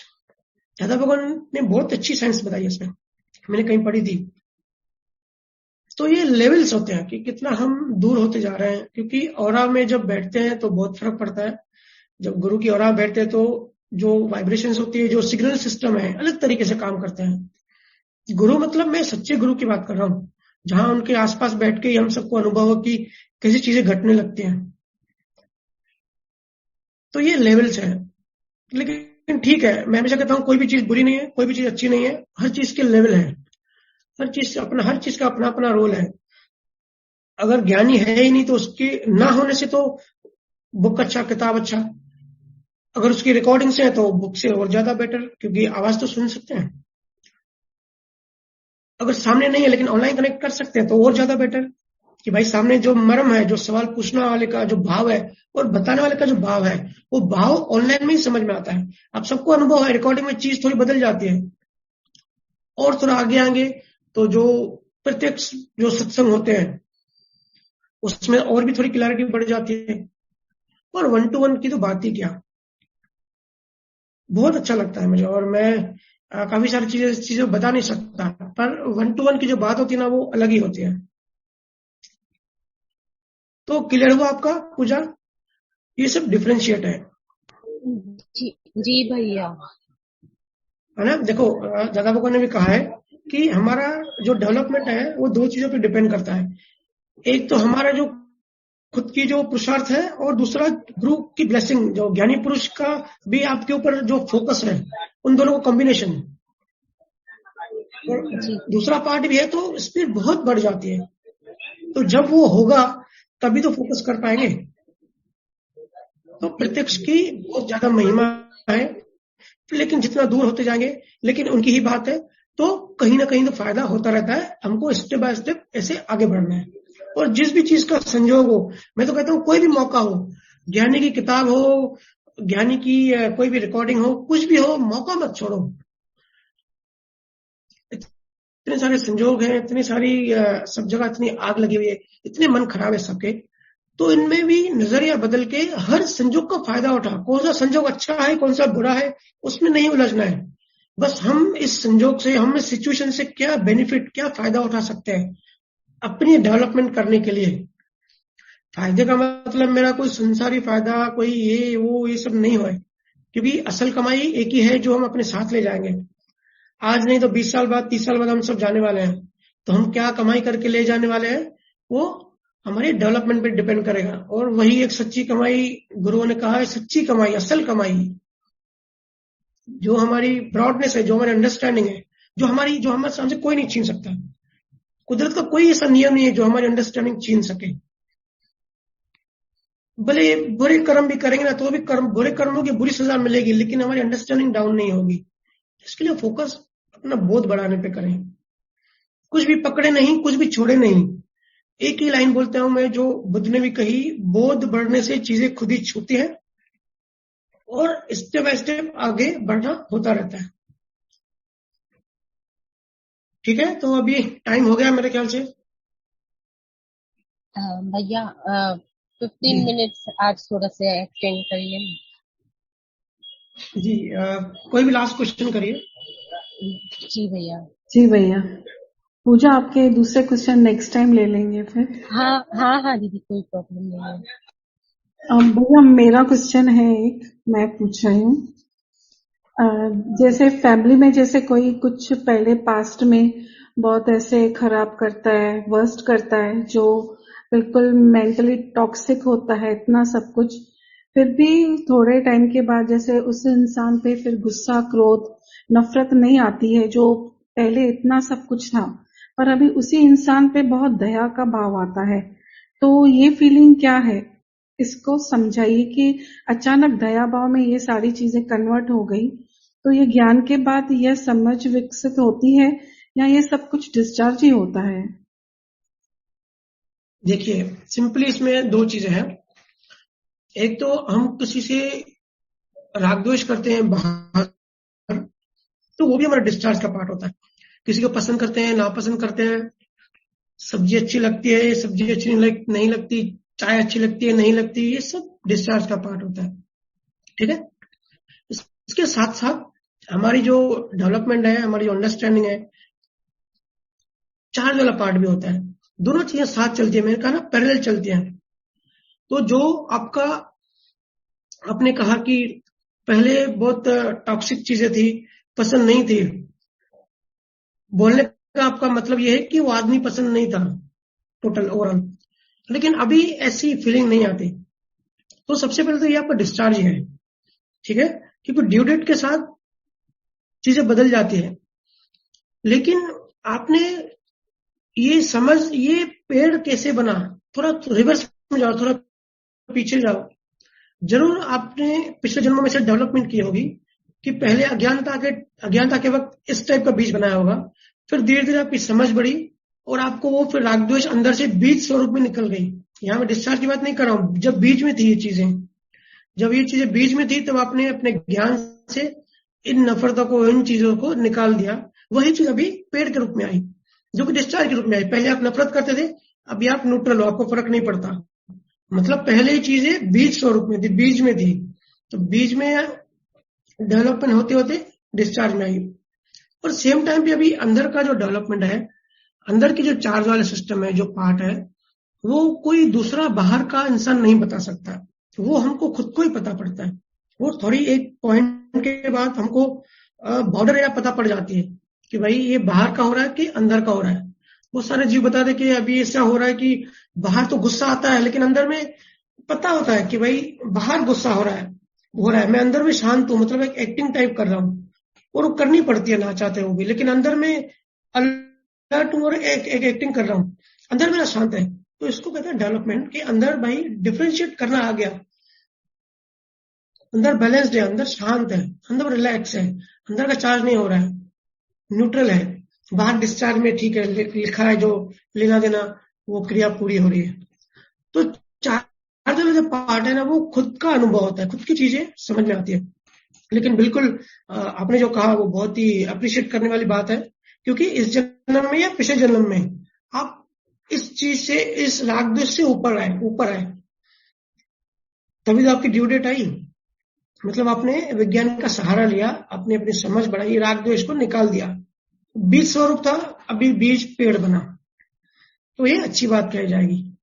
ऐसे ही हम सबको ऐसे करना है, चार्ज डिस्चार्ज नहीं उलझना है। अगर डिस्चार्ज में भी किसी के लिए नफरत आ रही है तो थोड़ी पकड़ के बैठना है। डिस्चार्ज में आ रहा है, ठीक है, डिस्चार्ज है, साइंस है, मानता हूं, लेकिन इसका मतलब ये थोड़ी कि इसको कंटिन्यू चलने देना है। अंदर में अगर होश नहीं है, अंदर में हम एक्सेप्ट करते हैं, स्वीकार करते हैं कि हाँ भाई इस आदमी को तो मैं गुस्सा करना ही चाहिए, डिस्चार्ज होगा तब तक करते रहूंगा, तो तन्मयकार हो गए। फिर चार्ज में भी हम 20 स्वर में भी उसको गुस्सा चार्ज ही हो रहा है हमारा, फिर इसका भी अपना एक अलग फल आएगा। इसके लिए अंदर से सूक्ष्म में एनर्जी को रिवर्स कर दो, इसको एंटी कर दो। बाहर कुछ भी हो रहा है, जो संजोग एक अवरोध है, बिल्डिंग ब्लॉक है आपकी मुक्ति के मार्ग में, क्योंकि राग करो या द्वेष करो, दोनों ही ब्लॉक है। आप किसी से बहुत ज्यादा अटैच हो, प्यार करते हो, वो भी आपको मुक्त नहीं करेगा, आपको बांधेगा, और किसी से नफरत करते हो, वो भी आपको बांधेगा, दोनों ही बंधन है। तो क्या करना है, दोनों से मुक्ति करनी है। तो चार्ज डिस्चार्ज की उलझनों में उलझने से सिंपली अंदर में अपने आप को समझाना है, ज्ञान अप्लाई करना है कि भाई ये चीजें मुझे बांध रही है, कोशिश करनी है कि अलर्ट रहना है, कोशिश करनी है सेपरेट रहना है। उन चीजों को डाइवर्ट करो, अंदर से इग्नोर करो, आपका ध्यान शिफ्ट करो। जब भी ध्यान शिफ्ट करोगे, बाहर कुछ भी होने दो, अंदर का ध्यान शिफ्ट हो गया, भाव में परिवर्तन आ जाएगा। भाव में परिवर्तन आ गया, या तो न्यूट्रल हो जाएगा, तो बहुत अच्छी बात कही जाएगी, मुक्त होते गए। तो जो पुराना कर्म है वो तो अपने आप में खत्म हो ही रहा है, वो तो एक टाइम के, वो तो उसकी मृत्यु हो ही रही है। बाहर कुछ भी कर रहे हैं उसको एक मर ही रहा है, अपने आप में एक्सपायर हो रहा है। लेकिन अंदर से आपको एक्सपायर करना पड़ेगा, इन राग दोषों को, इन भावों को, इन चीजों को। इसके लिए सह उसको गुरु को प्रे करो कि ऐसे मैं नहीं चाहता और ऐसे संजोग नहीं है, तो चैन रिएक्शन टूट गया। ठीक है दीदी, अभी यही विराम देते हैं। जी भैया, मुझे थोड़ा इस पे एक कॉन्ट्राडिक्ट था कि अगर फिर ये जो दया भाव आती है तो वो भी अच्छा नहीं है ना, दया भाव का? बात अच्छी और बुरे की नहीं है, बात सहजता की है। अगर दया आई और आपने सोचा कि भाई मुझे दया आ रही है तो मुझे दया आ रही है, तो फिर आप कर्ता बन गए, फिर आप जुड़ गए। बिल्कुल, दया आना तो डिस्चार्ज ही है। दया आना डिस्चार्ज इसके लिए है क्योंकि देखो, सब पे दया नहीं आती है, किसी खास इंडिविजुअल्स पे, किसी खास लोगों पे, कुछ खास सिचुएशन में। बहुत बार तो मेरे पास तो लोग आते हैं, बोलते हैं कि अपने मतलब जो सगे रिलेटिव्स होते हैं ना, उन पे दया भाव नहीं करके पराया पे दया भाव करते हैं। बहुत सारे लोग शिकायत करते हैं एक दूसरे की कि भाई कंपनी में जॉब करता है उस पर दया कर रहा है, और घर में बहन मर रही है उस पर दया नहीं कर रहा है। ऐसा होता है ना, हम सबको अनुभव है। दया, या बहुत लोग कहते हैं कि कुत्तों पे दया करता है लेकिन इंसानों पे दया नहीं करता। तो दया भाई किसी कंट्रोल में थोड़ी है। दया तो जो आप बीज लेके आए वो तो पेड़ है, वो तो उस आदमी के संजोग मिलेंगे, वैसी फीलिंग्स आएंगी आपको, फिर वो दया हो जाएगा। लेकिन जब मैंने दया किया, ऐसा आपने सोचा और तन्मयकार हो गए, फिर एक कर्ता भाव आ गया। ठीक है, पुण्य का कर्म चार्ज होगा, ऐसा नहीं कि कुछ गलत होगा, वो पुण्य आपको आगे कुछ न कुछ ऐसा आएगा कि आप पे भी कोई दया करेगा। ठीक है, पुण्य कर्म चार्ज होगा, लेकिन पाप हो या पुण्य हो, दोनों ही बंधन है। इसके लिए कुछ भी आने दो, दया आने दो, नफरत आने दो, बाहर कुछ भी आने दो, अंदर अकर्ता में रहो। क्या नाम आपका? हर्षा ना, कि ये सब दया हर्षा कर रही है, मैं हर्षा नहीं हूं। बार बार इसको रिपीट करो। रिपीट करो मतलब मुंह से रिपीट नहीं करो, अंदर में ये एक टेक्स्ट की तरह अंदर में इस चीज को सिंपल वे में बोलो।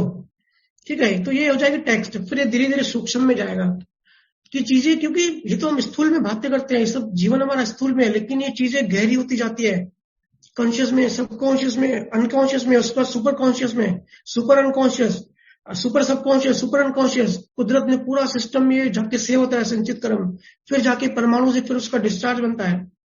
बहुत बहुत जबरदस्त साइंस है, बहुत बड़ा खेल चल रहा है। तो बस कुछ भी करो, करता हुआ नहीं आना चाहिए। ठीक है जी भैया, थैंक यू भैया। यही काम करते हैं। सबको बहुत बहुत धन्यवाद। खुश रहो, मस्त रहो सभी। राम राम भैया।